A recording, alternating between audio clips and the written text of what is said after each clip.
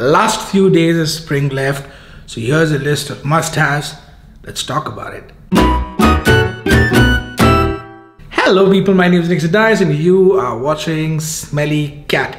Now you know the drill, like, share, subscribe and hit that bell icon if at any point in this video you think it's worth it. If you think this is moving too slowly for you, feel free to change the speed of the video to 1.5x or even 2x if you're feeling adventurous. Now, we don't really have spring here in Dubai.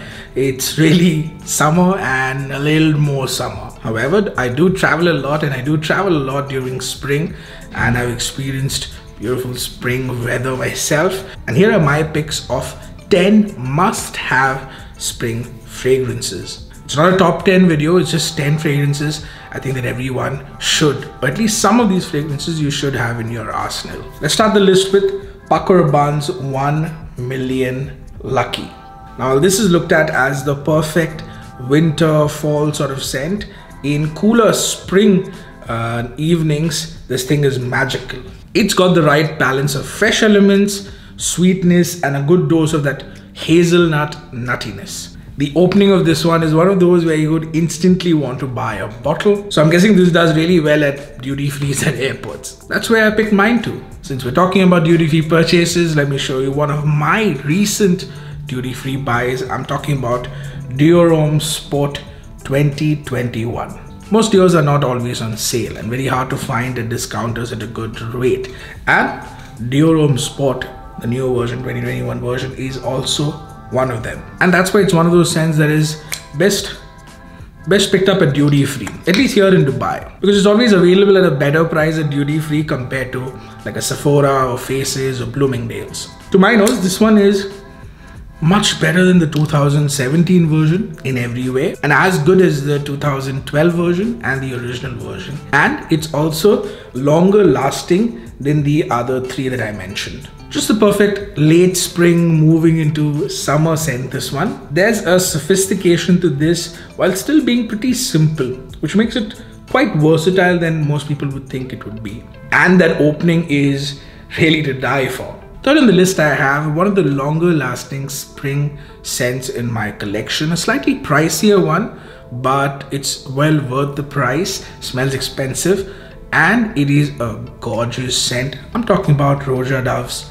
Burlington 1819. This has a very natural and uplifting citrus peel-like opening and a very complex and enjoyable scent journey. If you like scents like Bulgari Tiger, Suspiros, Vibretto, and you think that after paying so much you still you're missing out on that depth and complexity, then I would say pay a little more and go for this one. To me, it's well worth it. Next, I have one of my darlings, Shani Wulong. What a stunner. This is everything that a spring scent should be. It's green, it's fresh, it's got a slight floral touch to it, but most of all, it's a joyful scent to it. If I had to recommend only one scent from this entire list that you absolutely at least should try, it would be this one. It's one of my favorite Nishanis. And although it does get compared to a lot of tea-based scent, I do think that this one is extremely unique and no one really captures the magic like Wulong Cha does. On number 5, we have another Nishani. This one's called Nishani Ambra Calabria, an underrated gem. Really, the way it slowly transforms from a fresh green scent to a powdery ambery scent is quite commendable. That's a sign of a scent that is well created, and that's what it is. If I had to help you imagine what this smells like, think of the opening of scents like Mancera's Soleil d'Italy, only much greener with a lot more galbanum, and the dry down of scents like Maison Ribachi's Ambre Blanc, only a lot powderier. Is that a word? Powderier, more powderier. Next, I have something that's not typically a spring scent, but it's created in such a way where it's perfect for not just fall and winter, but spring evenings as well. I'm talking about Brioni EDP Intense. Not the EDP, that's a different scent altogether. It has nothing to do with this. This is the EDP Intense version. The EDP smells kind of similar to like a take on Dior's Fahrenheit, not this one. This is my favorite purchase from 2022 and it came as a surprise really. You know how they talk about niche fragrances in designer bottles? This is what they're talking about. Instead of picking up a hyped up, unoriginal niche fragrance that's expensive, I would say try this out and pick something like this instead. It's got a yummy apple and citrus opening and then a very deep, sensual, woody, earthy like feeling in the dry down. I can easily see this fit into a Marc-Antoine Barrois lineup. This is completely up his alley. No pun intended. Number 7, I have Montserrat's Lemon line. Now, I was on holiday in Brussels, Ghent and Bruges in Belgium last year and I carried this with me. In fact, you know what? It was exactly 1 year back because it was in May when it's spring in Belgium and I carried this scent with me. Now, story time. We were in an elevator going for breakfast in the morning. And on one of the lower floors, we had a mother and daughter duo enter the lift as well. The young woman was, I think, around the same age as me, so 35 to 40. And the older woman didn't look older than 60. And the first thing that the daughter does when she enters is looks at my wife and says, "Oh, someone carried a bunch of fresh lavender in the lift right before us." My wife explained that it was probably my scent that I was wearing. Then later that day, somewhere in the afternoon, I was in one of the churches and I was looking through a stained glass window, one of the windows on the right side of the church, looking out at another church or another historical figure, and I was trying to get this perfect shot of there was a circle in the window and I was trying to get that other structure within that circle, and I was just messing around with my camera, and right behind us pop up this mother and daughter duo again, and they were like, "Oh, we knew you were here in the church because as soon as we walked in we could smell those lavender again." So yeah, pretty good lemon line by Montserrat. Mine is this screw cap version, pretty old batch, does perform really well. I've heard the newer ones don't, but I have no idea about that.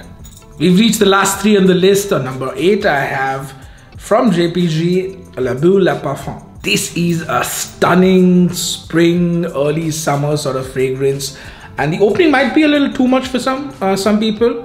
Sort of messy, I could say.